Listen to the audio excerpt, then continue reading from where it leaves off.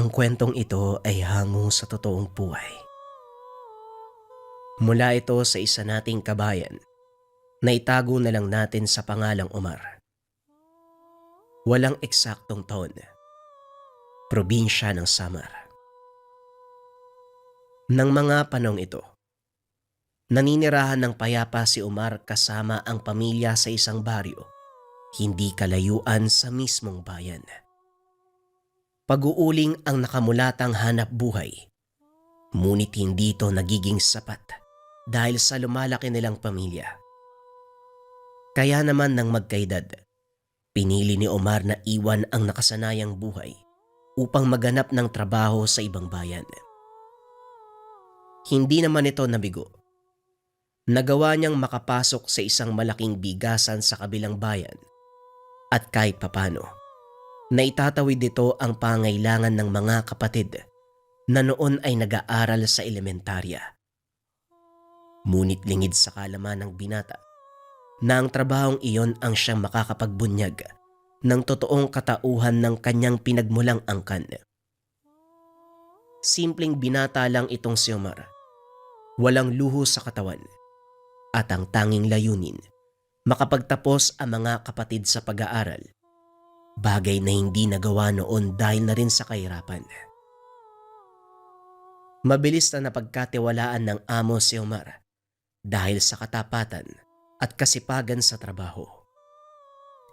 Maagang pumapasok at kung minsan gabi pa kung umuwi dahil pilit nitong tinatapos ang mga gawain.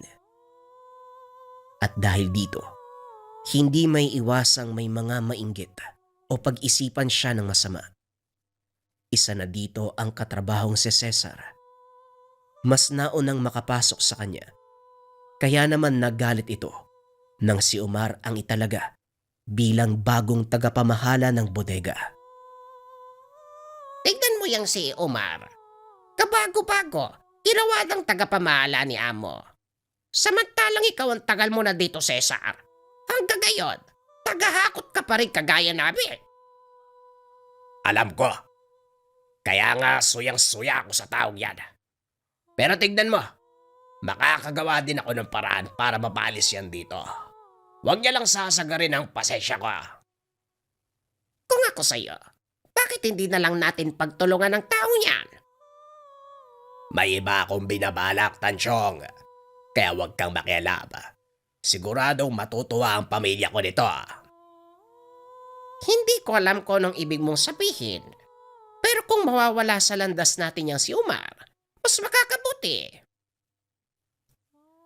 Natigil ang pag-uusap ng dalawa dahil dumaan sa harapan nila si Omar.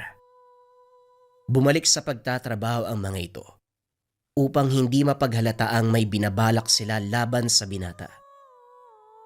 Pagsapit ng gabi habang nag-aayos ng mga naiwang gamit, nilapitan ni Tansyong si Omar upang ayaing makipag-inuman. Dahil magaling makisama ang binata, hindi nito tinanggihan ang alok ng katrabaho. O sige, tatapusin ko lang to ah. Konti na lang naman yung itatala ko eh. Susunod agad ako. Wika ni Omar. Naunang lumabas ng bodega si Tansyong. Ilang minuto lang nakasunod na din si Omar. Masayang nagpunta sa grupo ni Cesar. Ngunit lingid sa kalaman ng binata, may masamang balak ang mga ito sa kanya. O, nandito ka na pala, Omar eh. Maupo ka. Etong para sa'yo. Wika ni Cesar. Sabay abot sa binata ng basong may lamang alak. Uy, maraming salamat ah. Aba, mukhang malaki ang sinahod natin ngayon ah. Hindi naman. Sakto lang. Ugali na namin yan dito sa bodega. Tuwing Biyernes, nag-aambagan kami para mag-inuman. Minsan lang naman sa isang linggo. Ah, ganun ba? Sa susunod magsabi kayo para makapag-ambag ako kahit papano. Huwag mong alalahanin yun. Sagot na namin ang lahat. Basta makisali ka lang sa amin. At saka, minsan lang naman eh. O sige, walang problema. Ganito na lang. Ako ang sasagot ng pulutan sa susunod na Biyernes. Yun oh, ikaw ang bahala ah. Oh, inom pa. Mahaba pa ang gabi. Wala naman tayong trabaho bukas, di ba? Nag-inuman ang grupo hanggang magsipagbagsakan ang ilan sa kanila. Tanging si Omar at Cesar na lang ang naiwan. Medyo nakakaramdam na ng kaunting hilo ang binata kaya nagpaalam na ito. Mauna na ako, Cesar. Medyo lasing na ako eh. Malayo pa ang uuwian ko. Ay, oo nga pala. Sa kabilang bayan ka pa umuwi. Sige pare, mag-iingat ka. Tumayo na sa kinaupuan si Omar. Nagsimulang maglakad. Sa kalagitnaan ng daan, bigla itong nakaramdam na tila may kung sinong nakasunod sa kanya. Hindi pa ganon kalasing ang binata, kaya malakas ang pakiramdam nito. Lalo pa at tahimik at walang ingay na maririnig. Marahang nagpatuloy sa paglalakad ang binata, pinakikiramdaman ng paligid, hanggang sa mapagtanto na tama ang hinala. May mga nakasunod nga sa kanya. Dali-dali itong tumakbo at laking gulat ni Omar nang bigla siyang habulin ng kung anong mga nilalang. Hindi makita ng binata ang itsura dahil napakadilim. Tanging anino at maitim na figura lang ang naaaninag nito. Patuloy sa pagtakbo si Omar hanggang sa makarating ito sa bahagi ng bayan kung saan wala na gaanong bahay. Huminto si Omar. Pinakiramdaman kung nakasunod pa sa kanya ang mga humahabol. Biglang tumahimik ang paligid. Wala nang mga kaluskos at ingay ng mga nilalang na humahabol sa kanya.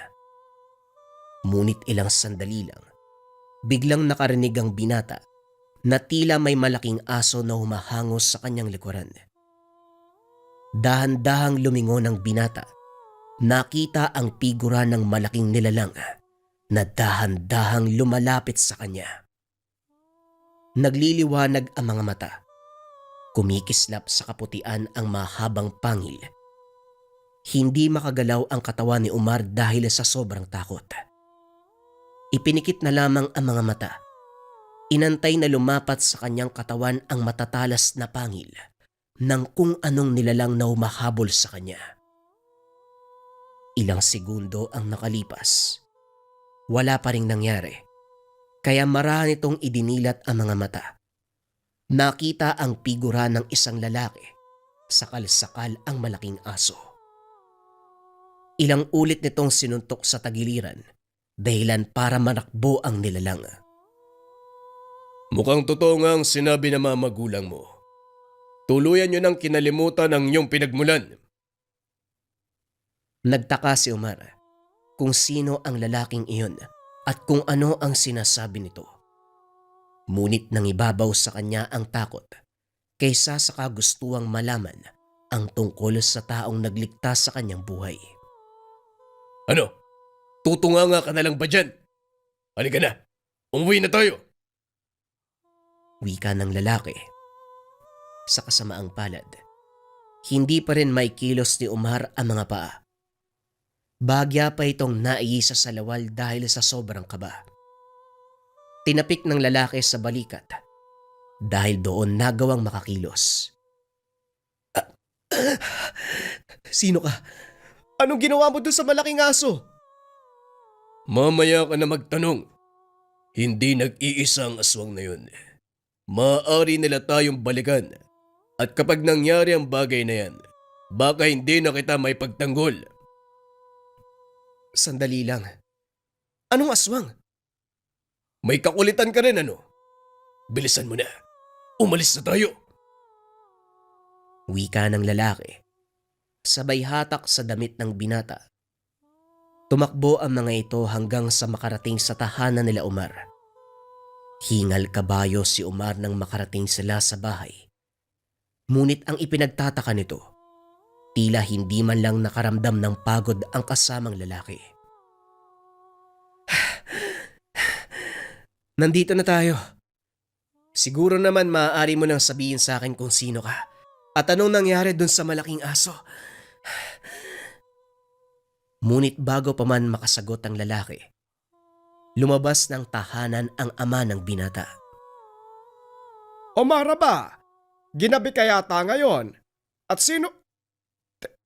Lindon, ikaw ba yan?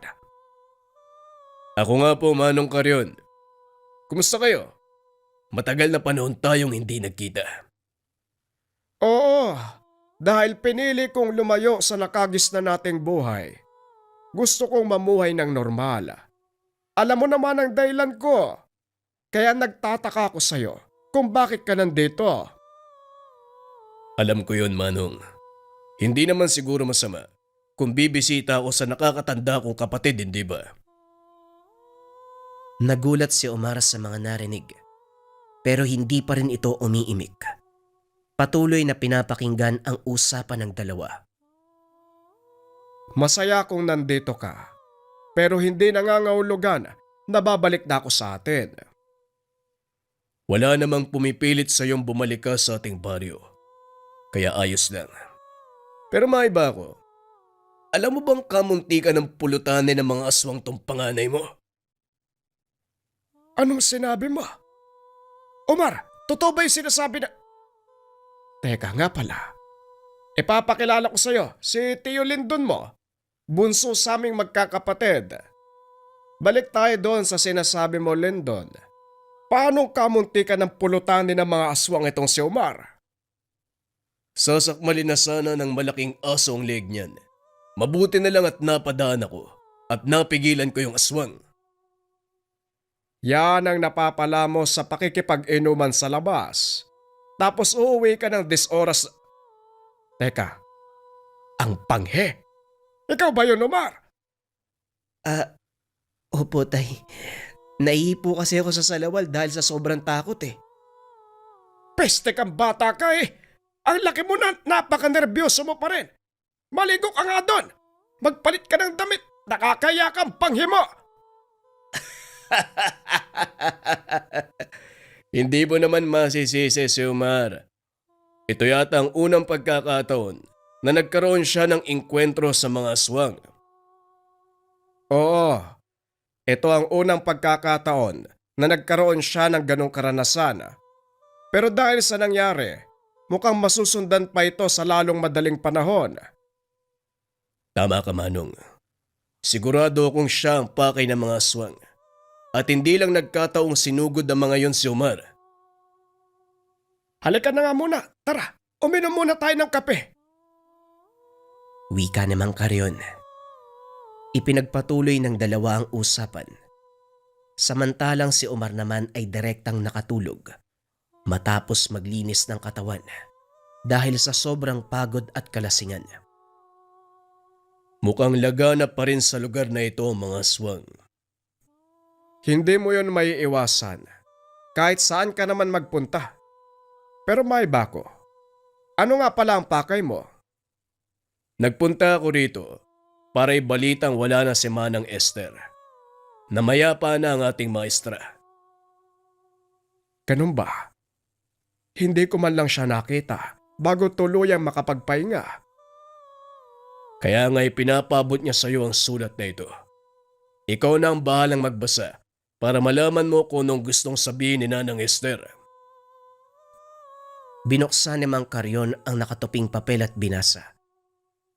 Ang mga sumusunod ay mensahe ni Manang Esther. Kung nasaan ka mang damuho ka, sana maayos ang buhay mo.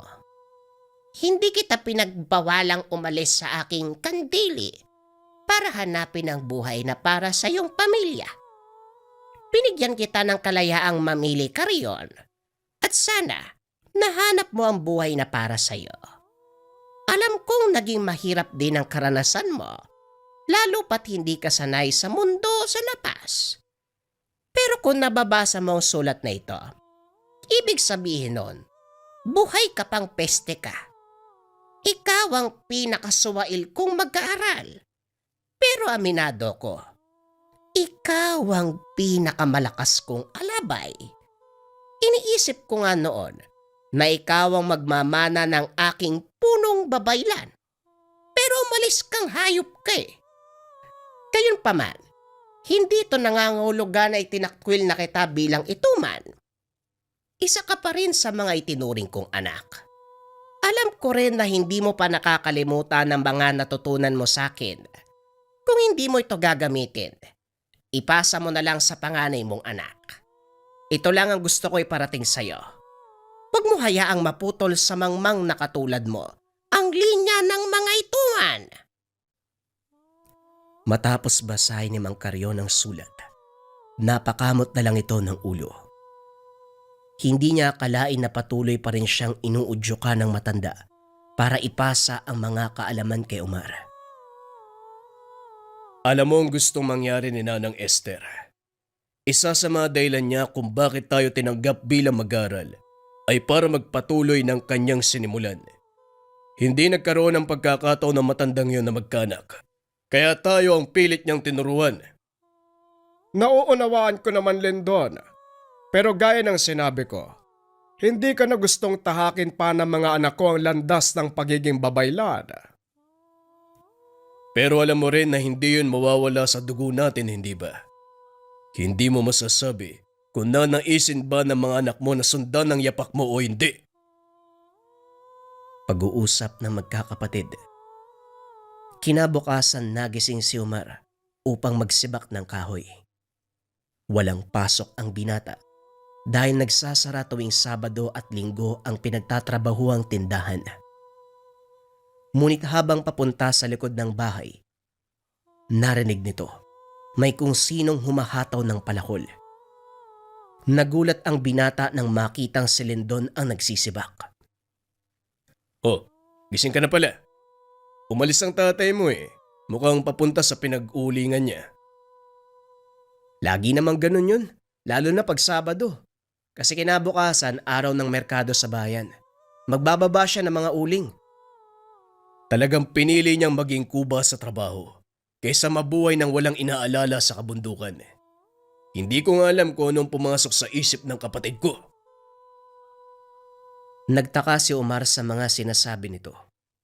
Dahil ni minsan, walang nabanggit sa kanya ang ama na naninirahan nito sa kabundukan. Hindi ko alam na naninirahan pala si tatay sa bundok. Hindi ba niya nasabi sa'yo?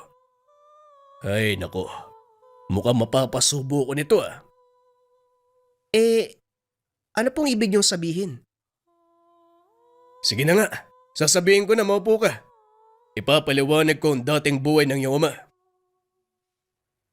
Babalik tayo sa panahon na nasa 20 taon pa lang si Mang Karyon. 5 taon pa lang si Lindon.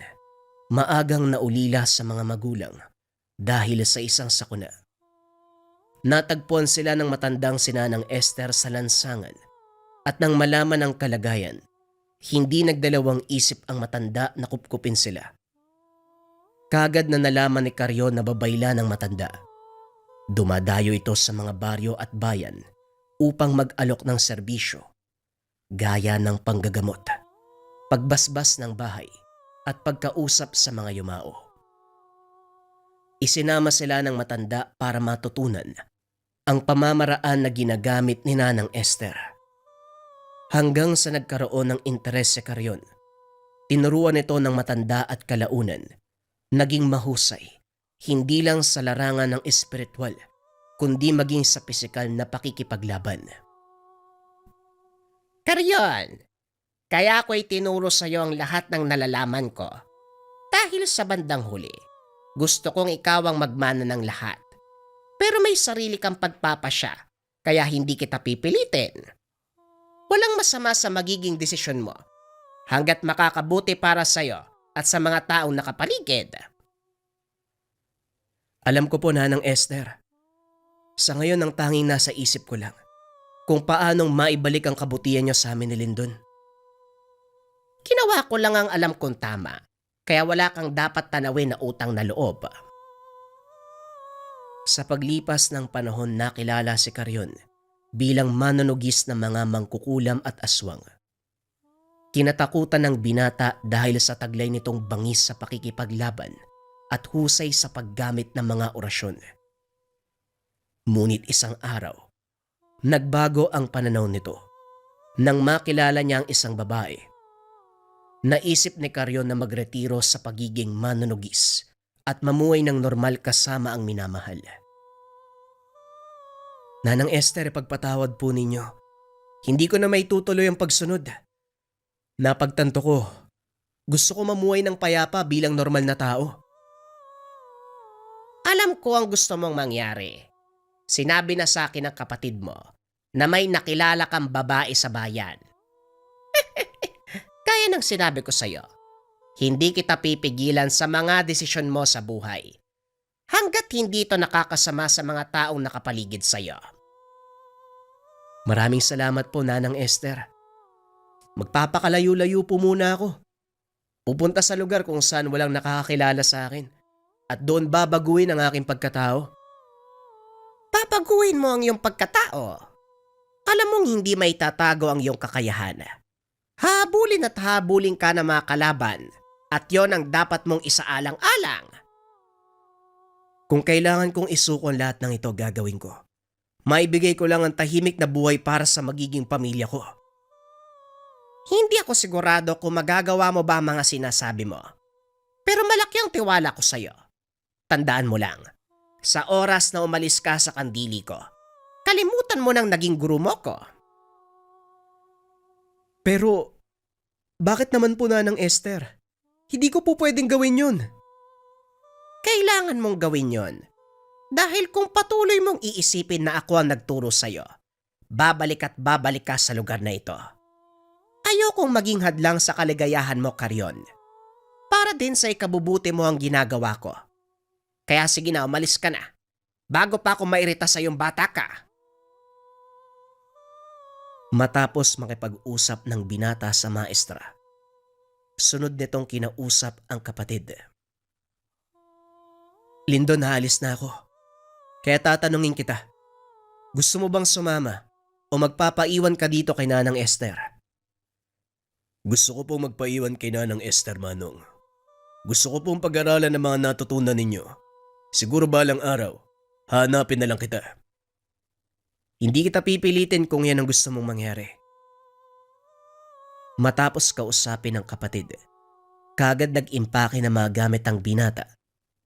Hindi na muling nakita ni Lindon si Carrion sa loob ng maraming taon. Balik tayo sa kasalukuyan. Kung ganun, ngayon lang uli kayo nagkita ni tatay. Sabihin na natin ganun. Pero minsan na kaming nagkita sa kabilang bayan, kaya nalaman ko kung saan siya nakatira. Parang hindi ko naman nakikita ang mga sinasabi niyo kay tatay. Madalas pa nga siyang magkasakit eh. Maniwala ka sa akin, Omar. Malakas ang tatay mo at totoo ang lahat ng kwento ko sa'yo. Maliban na lang kung Hindi na naituloy ni Lindon ang sasabihin dahil biglang dumating si Mang Carrion. O mabuti naman at nagising ka na. Anong pinag-uusapan niyong magtsuhin? Parang seryoso ah. wala naman, Manong. Nagtatanong lang si Omar kung anong ginagawa ko. Ganun ba? O siya, linisin mo ang mga niluto ko. May dala akong kabote na makapag-agaan na tayo. Sige po, Manong. Ako nang bahala sa mga yan. Pagkalis ni Omar, kinausap ni Mang Carrion ang kapatid. Sabihin mo sa akin ang totoo. Anong sinabi mo kay Omar? Ipinagtapat ko ang totoo mong kakayahan. Kailangan malaman ng anak mo ang tungkol sa'yo. Hindi pwedeng habang buhay mong itago sa kanya. Hindi naman sa ganon. Dahil ginusto ko mabuhay ng payapa. Itinago ko na lang ang tungkol doon. Maging sa ina ng mga anak ko. Pero sa palagay ko, oras na para malaman ng panganay mo ang totoo. Lalo pat may tangka sa buhay niya. Pag-uusap ng magkapatid. Naputol na lang ng tawagin nila si Omar upang kumain. Nang mga sumunod na araw muling bumalik sa trabaho si Omar at gaya ng dati, nagkita na naman sila ni Cesar. Ngunit laking pagtataka ng binata dahil may mga galos ito sa braso, pati na rin sa bandang bewang, paakyat sa dibdib. Nilapitan ito ni Omar para tanungin kung ano ang nangyari. Kaso nga lang nagalit si Cesar. Pwede ba? Huwag kang umakto na nag-aalala. Dahil hindi bagay sa mukha mo. Maswerte ka at may dumating ng gabing yon. Kung hindi, wala ka na ngayon. Nanlaki ang mga mata ng binata nang mapagtantong si Cesar ang sumalakay sa kanya. Kung ganon, ikaw ang may gawa ng pagsalakay sa akin nung Sabado ng gabi. Oo, Omar. At tandaan mo, hindi pa ako tapos. Lalo na doon sa taong tumulong sa'yo. Wika ni Cesar sabay alis sa kinakatayuan. Hindi na ito pinigilan pa ng binata dahil natatakot itong magkaroon ng kaguluhan at madamay ang mga kasama. Kinagabihan, maagang umuwi ang binata. Wala namang nangyaring kakaiba. Ngunit nang dumating ito sa tahanan at habang nagpapahinga, nakarinig ng mga kaluskos mula sa labas. Dali-daling tumayo si Lindon dahil alam nito kung ano ang may likha ng ingay na yon. Dito lang kayo. Mukhang nasundan ka ng mga kaibigan mo, Omar. Napatayo si Mang Carrion at sumunod kay Lindon. Naaamoy ko ang lansa ng mga walang hiya. Malapit lang sila dito, Lindon. Hindi pa rin nawawala ang talas ng pag-amoy mo. Oo, malapit lang sila. Ni minsan, hindi ko naman kinalimutan ang mga natutunan ko. Kaya maganda ka na. Aray, asakit ang balakag ko ah. Nako, bunga ng katandaan yan. Ang mabuti pa maiwan ka na lang dito. Ako na makikipaglaban sa kanila. Hindi. Kaya ko to. Medyo kinakalawang lang ang mga kaso-kasuan dahil matagal nang hindi nakikipaglaban.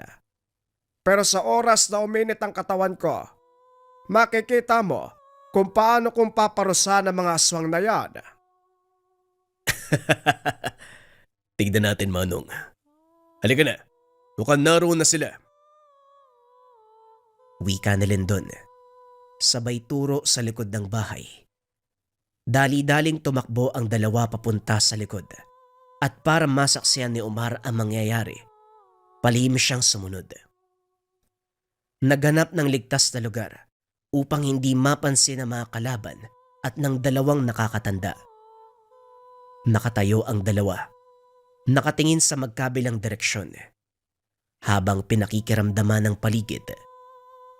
Ilang sandali lang, naglabasan mula sa madilim na gubat ang tatlong malalaking aso.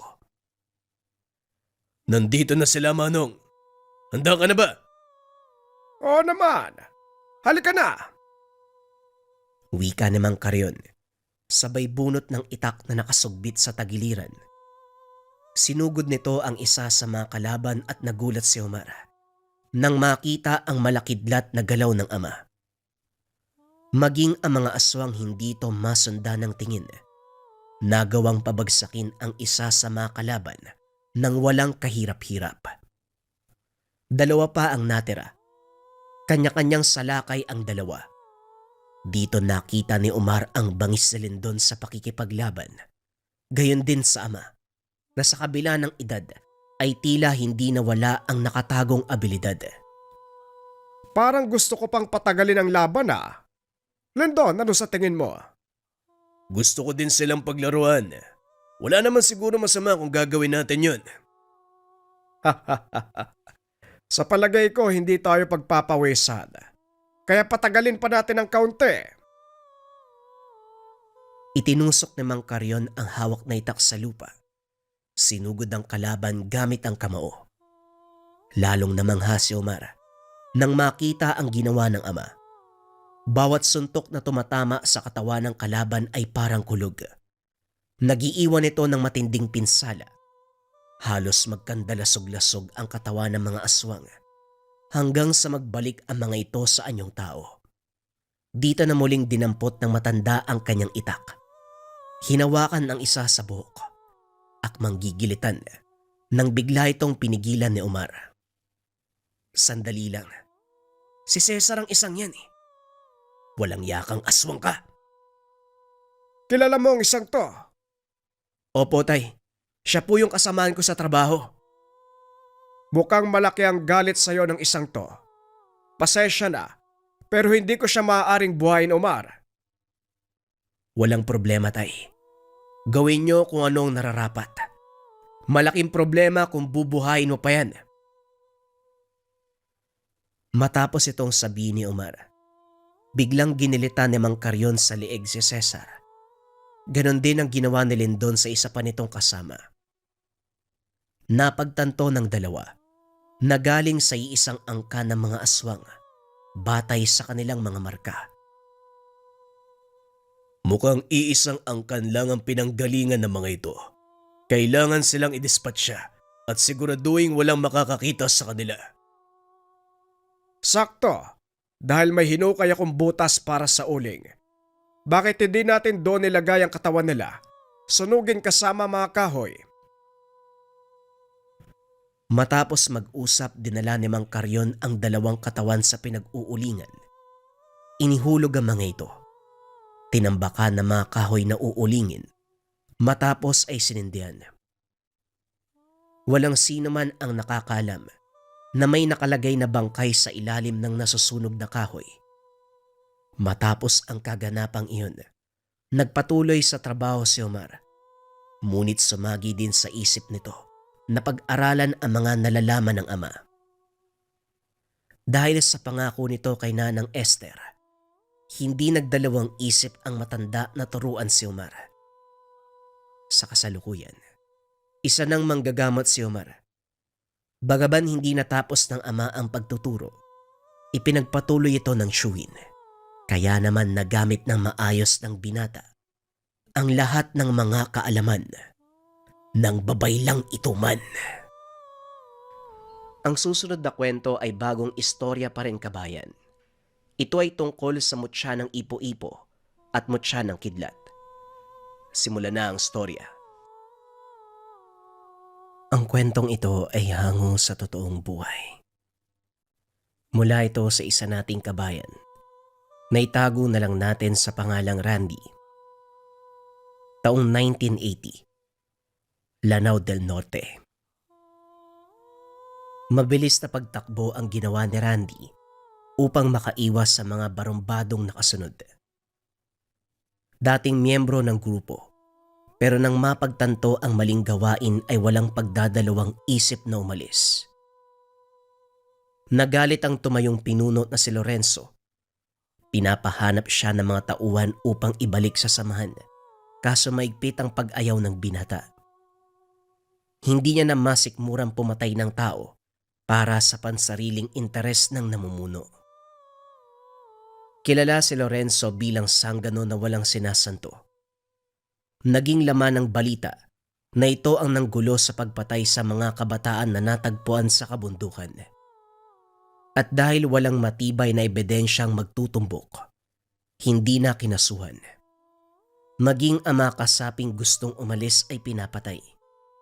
Walang alam si Randy tungkol dito dahil iba ang narinig patungkol sa grupo. Mabubuting tao na tumutulong, yung pala ay malaking kabaliktaran. Hanapin niyo si Randy. Marami na siyang alam sa grupo. Hindi pwedeng makawala. Dehado tayo kapag naisipan niyang kumanta. Dali niyo sa akin buhay mano patay. Wika ni Mang Lorenzo. Napalunok si Randy. Hindi inasahan na aabot sa ganito ang pag-alis sa grupo. Hindi niya alam. Ganun pala ang pamamalakad ng samahan, kung kaya't walang pag-aatubiling sumapi. Huli na nang mapagtantong patayan ang inaatupag ng mga ito.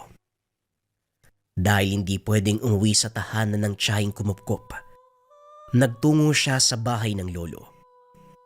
Malayo na ito at hindi alam ni Lorenzo kaya kampante siyang doon muna manuluyan. Sus Mariosep kang bata ka. Kung makabalibag ka ng pintuan para may galit ka sa mundo, bakit ka ba nagtungo dito ng ganitong oras?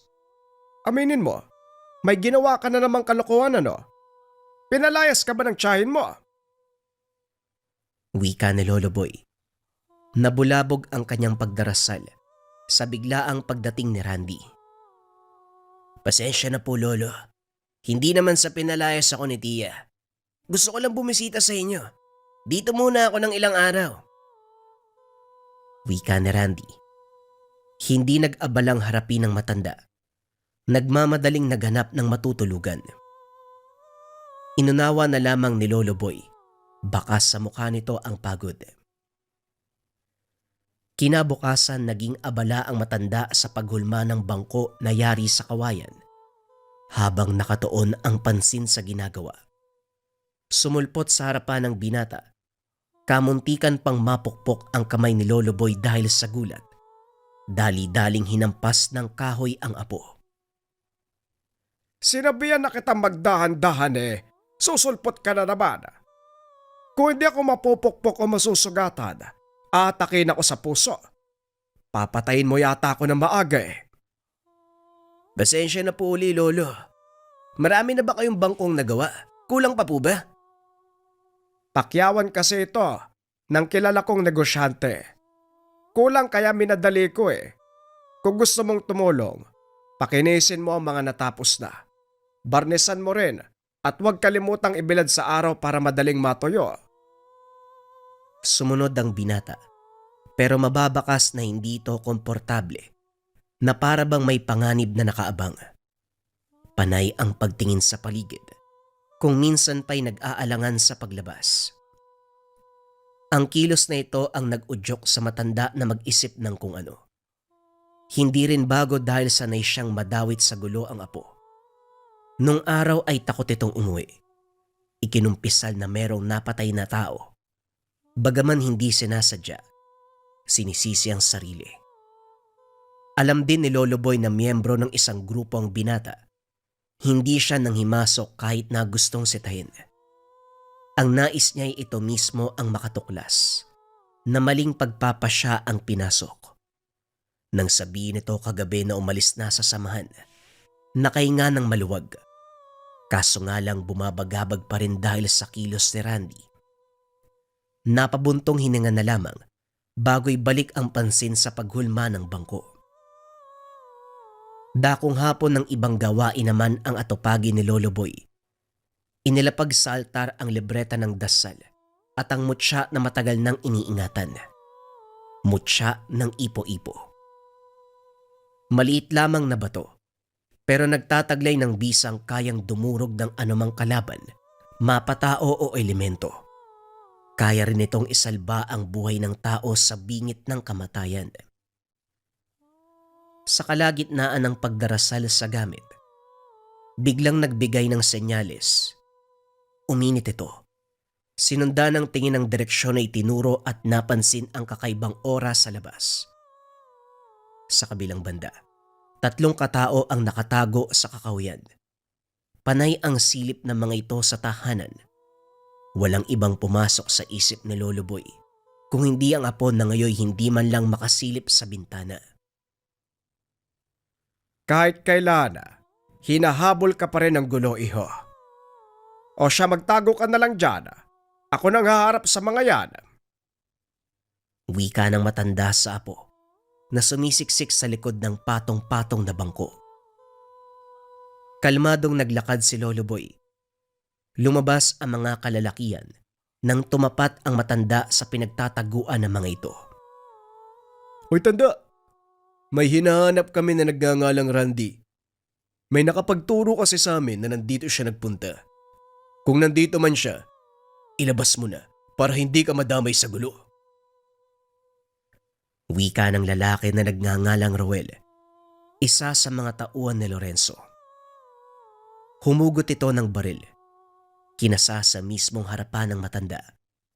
Kaso nga lang hindi ito natakot. Sa halip ay tumawa lamang. Mga bata, kung ako sa inyo magsiuwi na kayo, hindi ako ang taong gugustuhin nyo makalaban. Sige na, lumakad na kayo habang mabait pa ako. Ang angas din ng matandang to Roel, may gana pang manakot to. Ugod-ugod na nga. Manong, marami na kaming nakalabang mas nakakatakot kumpara sa'yo. Sa itsura mo, parang isang putok lang sasakabilang buhay ka na eh. Tinawanan ng dalawa si Lolo Boy. Pero nag-atrasa ng mga ito nang walang kahirap-hirap na nabawi ang armas. Sunod-sunod na pinaputok. Pinuruhan sa paa ang isa bilang babala. Nanlaki ang mga mata. Hindi makapaniwala sa inasta ng matanda. Ano ang mga pangalan nyo? Roel at Michael. Ito ang tandaan nyo. Ibibigay ko sa inyo ang pagkakataong ito. Pero hindi na dapat kayo magpakita pa muli sa akin. Dahil sa sandaling mag-cross ang landas natin, sa ulo na babao ng bala. Nagkakaintindihan ba tayo? Hindi makasagot ang mga ito. Nagmamadaling lumayo para iligtas ang sarili. Tumawa si Lolo Boy habang sinusundan sila ng tingin. Tignan mo nga naman. Ang yabang ng bibig, bahag naman ang buntot. Sus Mariosep. Lolo, hindi nyo nasabi sa akin. Marunong pala kayong bumaril. Natakot sa inyo mga yun Wika ni Randy. Ginawaran siya ng kaltok dahil sa dinalang gulo.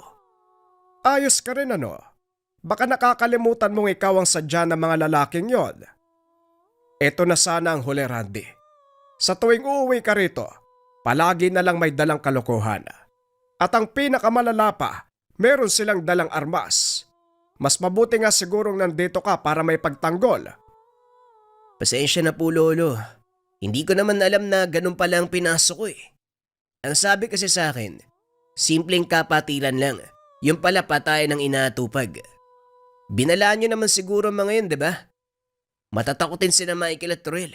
Sigurado ako magtatanda sila at hindi na babalik dito. Paano kaya nila ako natuntun? Malayo na to sa lugar namin Dapat lang hindi na sila bumalik. Kapag nagkataon at hindi ako nakapagpigil, siguradong mamamatay ang mga yan. Total wala ka namang ginagawa, may naisip ako para sa'yo. Magsanay ka para matuto kang lumaban. Hindi alam ng binata kung ano ang ibig sabihin ni Lolo Boy. Tahimik siyang sumunod, patungo sa likod ng tahanan.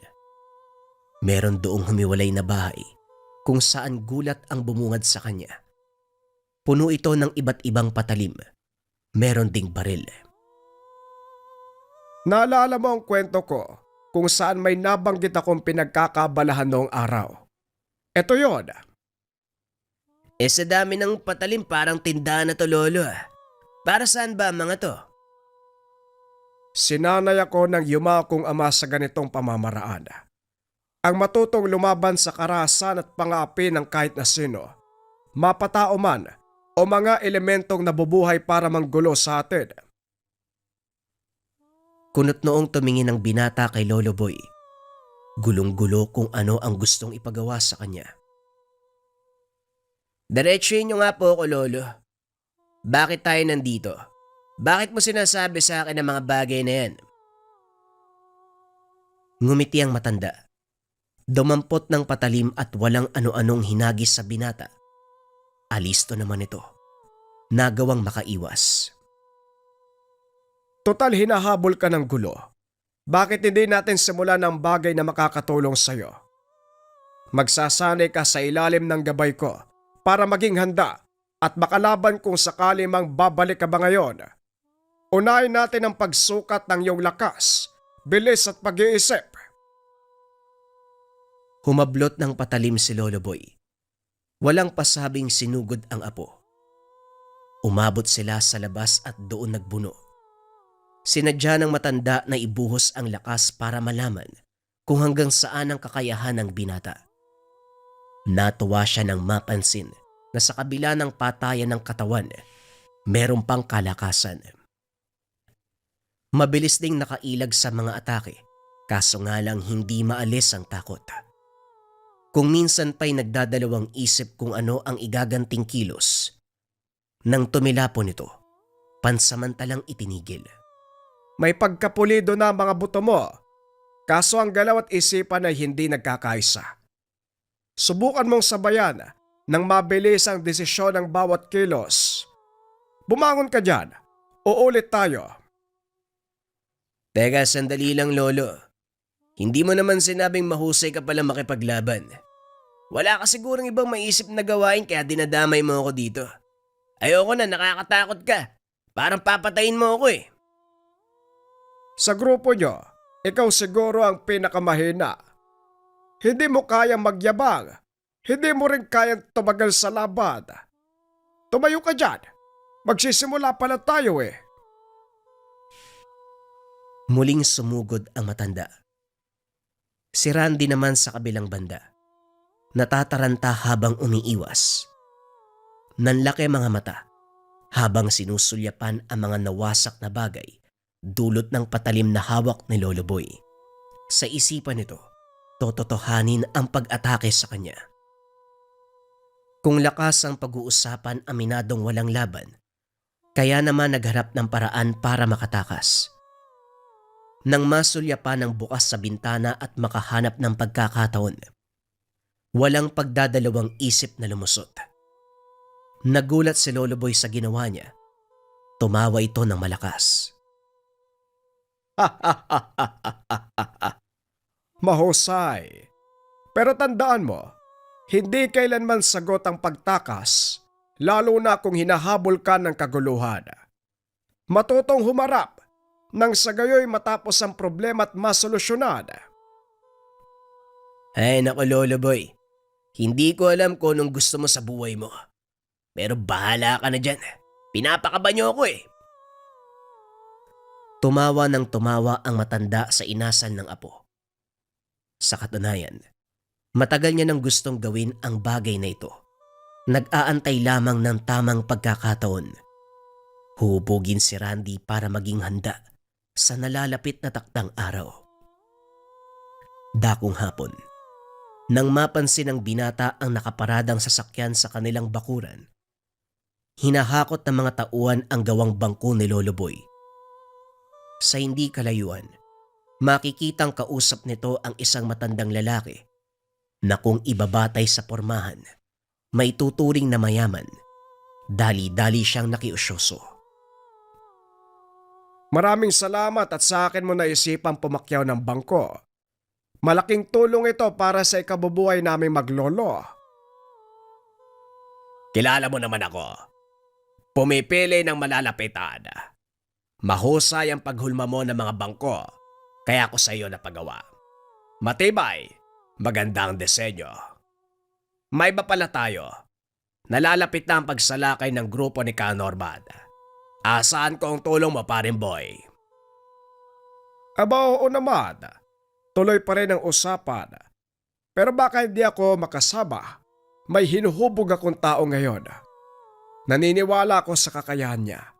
Hindi tayo malulugi kung siya ang ilalaban. Bahala ka kung sasama ka man o hindi. May ibang taong hahalili. Ang importante may magagawa tayong laban sa grupo ni Ka Norman. Hindi ko na masikmura ang pagpapalaganap niya ng kasamaan. Marami na siyang biktima. Kailangan ng mahuli sa akto para matigil ang lahat ng kaguluhan. Huwag kang mag-alala, Bernardo. Sa pagkakataong ito, sisikapin nating matuldukan ang lahat ng kahayupan ng pangkat na yon. May hawak akong alas. Malaki ang syansang magbibigay sa atin ng pag-asa. Pag-uusap ni Lolo Boy at ng matanda na tinawag na Bernardo. Napabuntong hininga si Randy habang nakikinig. Masyadong seryoso ang usapan na naging dahilan para makapag-isip. Hindi pwedeng sumingit. Sinarili muna at saka nagtanong kay Lolo Boy nang umalis ang bisita. Lolo, sino po ba yung kausap niyo? Seryoso ah. Hindi ko naman sinasadyang mapakinggan. Pero sino pala ang kalaban niyo? Grupo ng mga aswag na ilang taon nang nananalasa sa lugar. Hindi naman sa lahat ng oras, pero kung darating ang takdang araw ng kanilang paggagupit, malaking danyos ang idudulot nito, lalo na sa buhay ng mga inosenteng mamamayan. Ginapang ng takot si Randy. Hindi bago sa kanya ang usapan, pero hindi lang lubos akalain na may ganitong nilalang na kalaban si Lolo Boy. Sa pagkakakilala niya dito ay mabait, tahimik, at sa paggawa lamang ng bangko umiikot ang buhay. Nabigla din sa katotohanan na marunong itong makipaglaban. Sa isiping iyon, hindi napigilang magtanong uli. Kung ganon, may aswang na po kayo nakalaban. Ito po ba ang dahilan kung bakit marami kayong nakatagong patalim? Noon pa man kasapi na ng lihim na samahan ng aking ama. Grupo na ang layon, tapatan ng mga aswang na walang tigil sa pambibiktima. Hinubog ako ni tatay para pagdating ng araw maipasa sa akin ang tungkulin. Ngayong matanda na ako, Randy, pagbigyan mo sana ang natatangi kong hiling. Huhubugin kita, kagaya nung kung paano akong hinubog ng aking ama.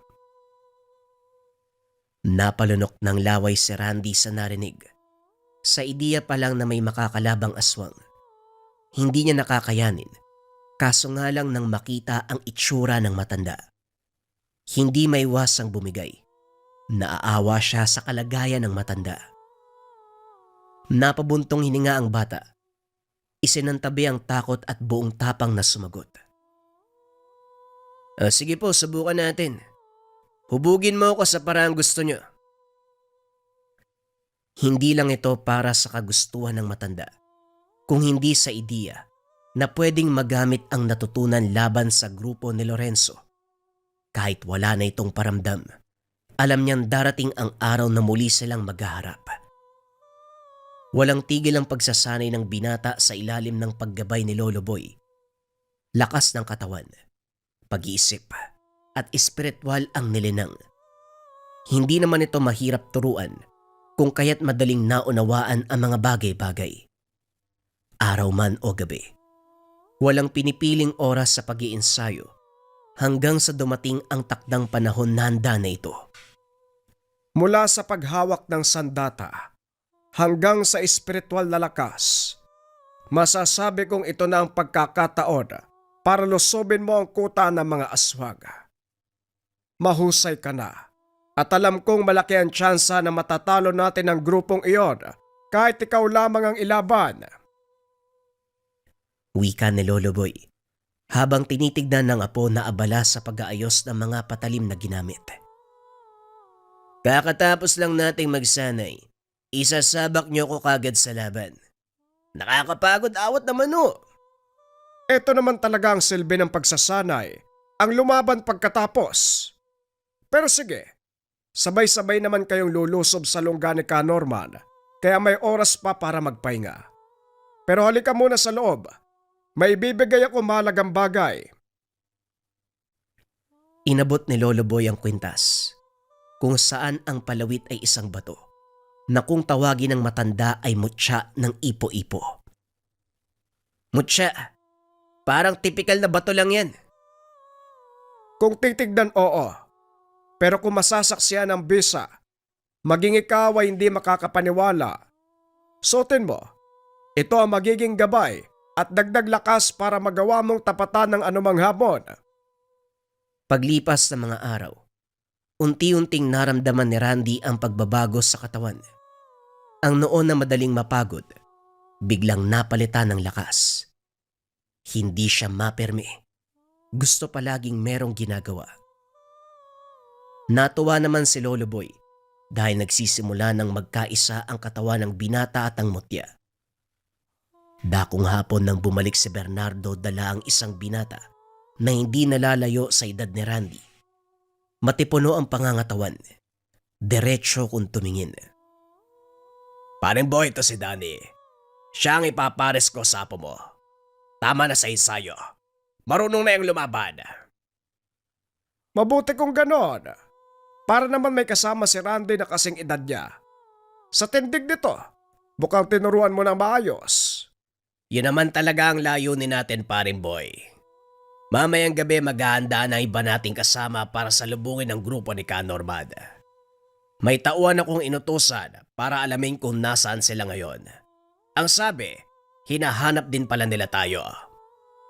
Yun naman talaga ang layunin natin, paring boy. Mamayang gabi maghahanda ng iba nating kasama para salubungin ang grupo ni Ka Norman.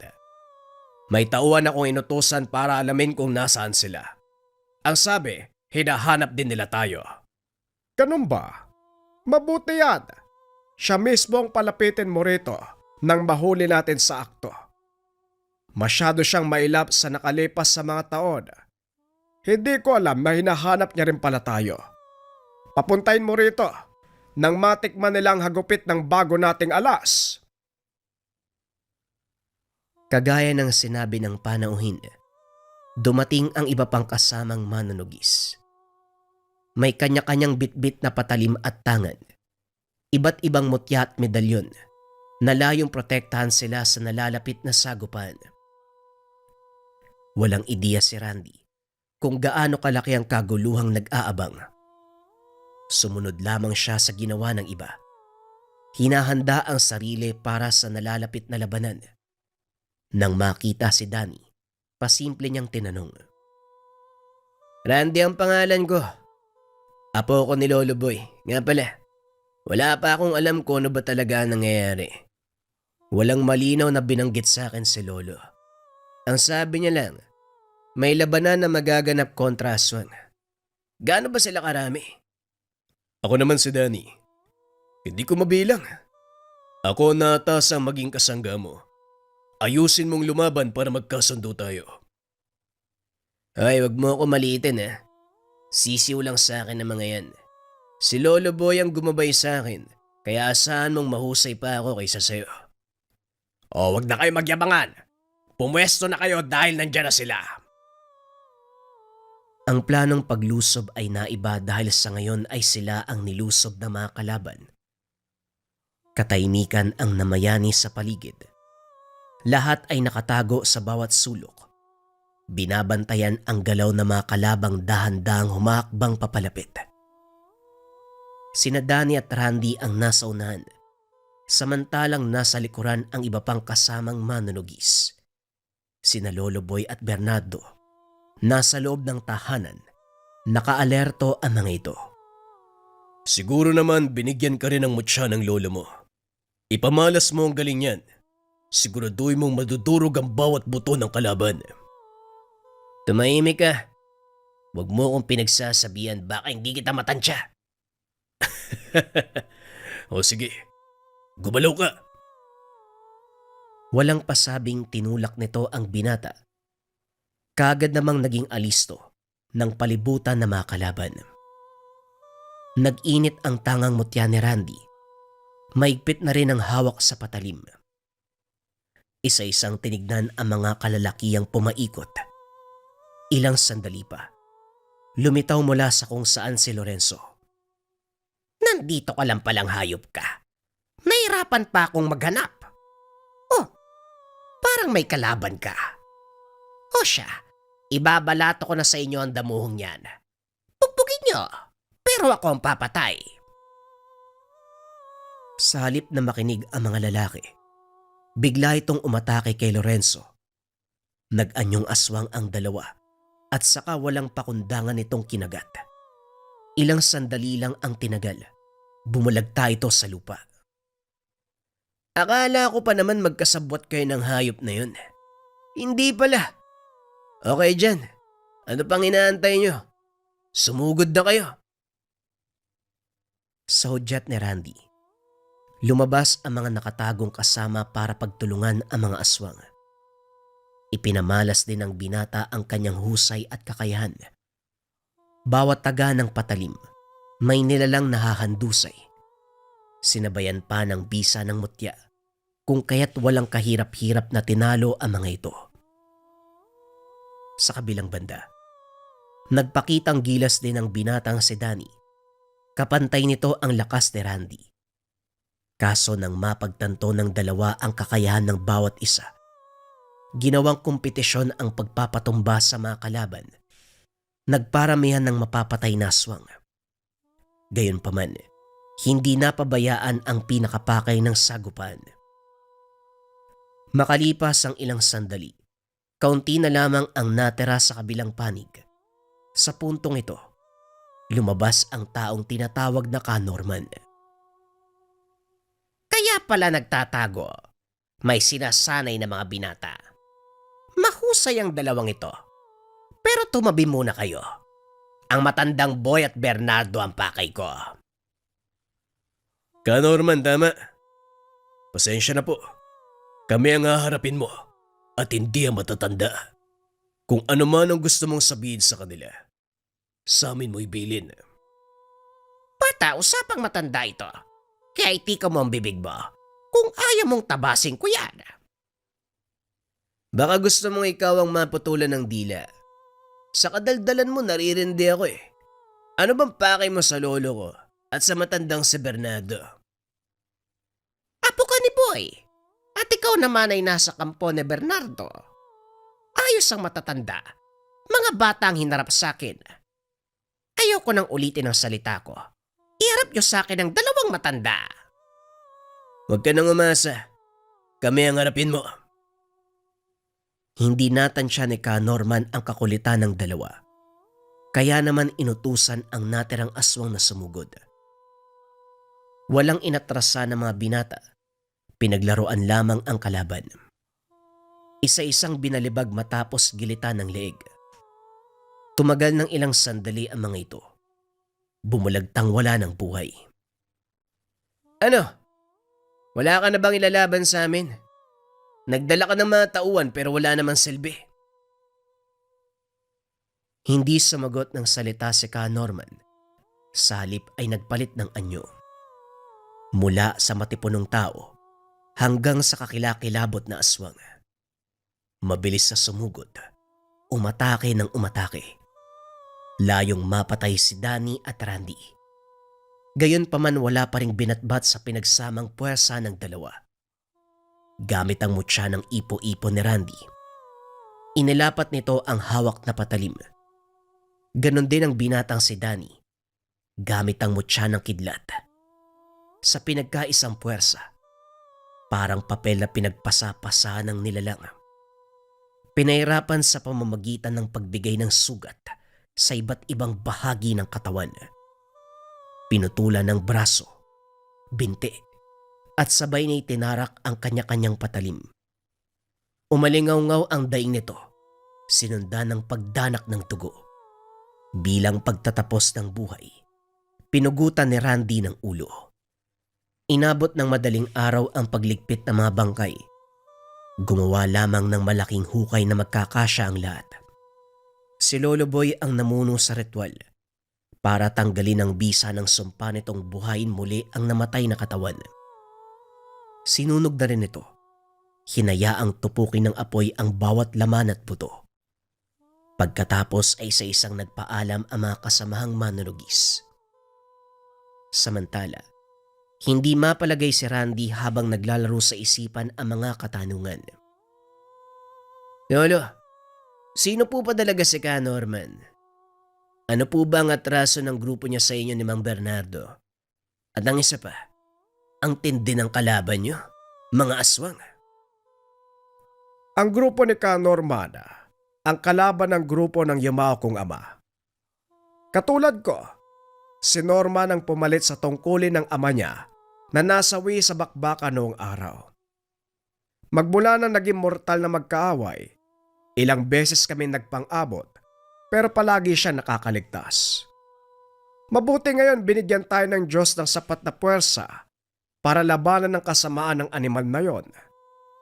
Ayos na ayos din ang tambalan niyo ni Danny. Malupit ang galawan niyo.